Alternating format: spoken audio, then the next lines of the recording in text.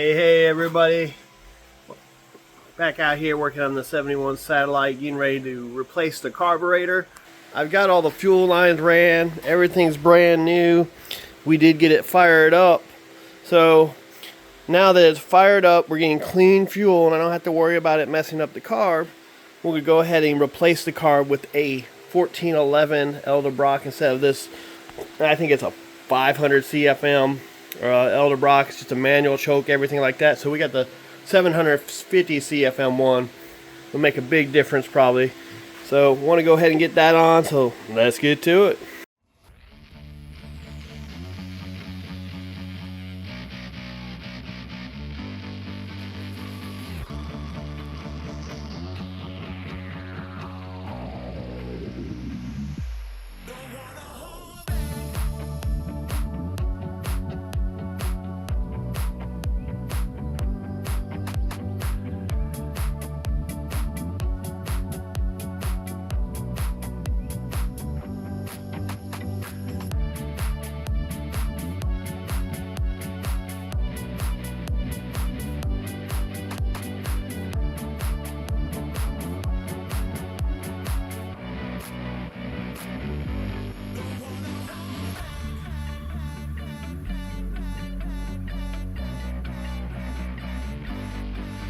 Alright guys, back up.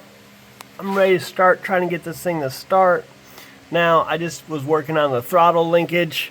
I use a long M5 bolt for this and a 4-inch rod here to hook it up to the kickdown. It wasn't hooked up when I got the car, so I had to find a bracket.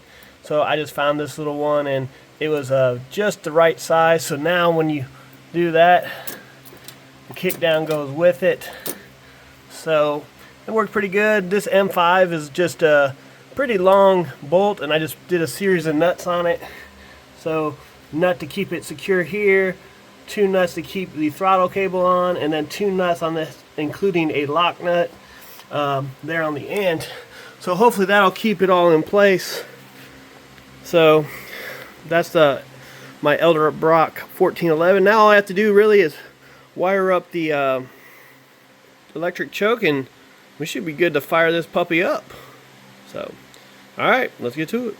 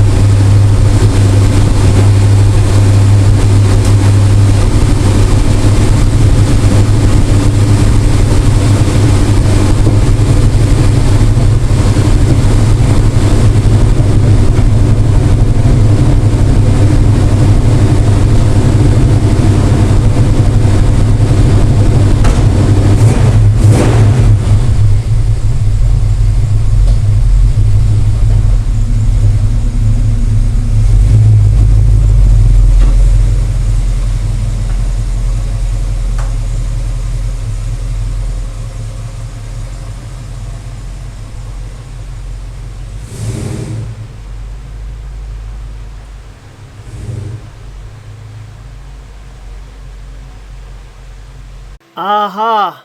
The curious leak. We have found it. Hey everybody. So let's talk about the 71 some more. Now, I got the new carburetor on there. I got it tuned a little bit. I leaned it out a whole lot. So it's about 3 turns on each one now.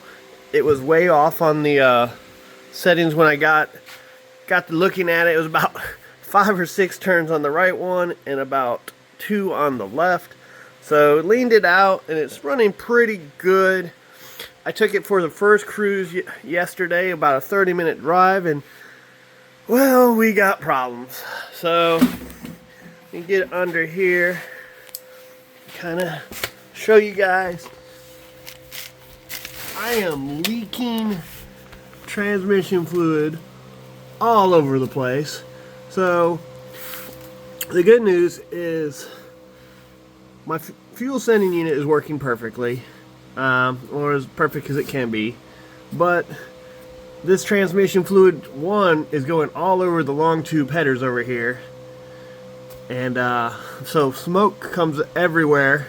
So after about 30 minutes, I drove out to our local Tractor Supply and then noticed the pool, and I barely have any transmission fluid left in the car. Now I should have been pretty close to full, but it's hard to say. So new pan, new gaskets are on the way, and I'm going to replace that, and hopefully it's just that gasket that's leaking.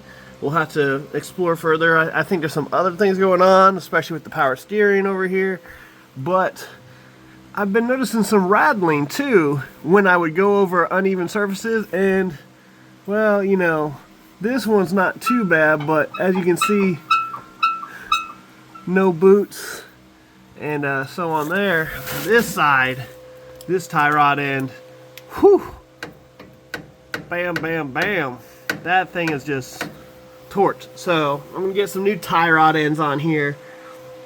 That should make a good improvement, not only in just the steering itself, but just, you know, the noise when driving around. I also got some new shocks on the way, so yeah, some more power steering fluid.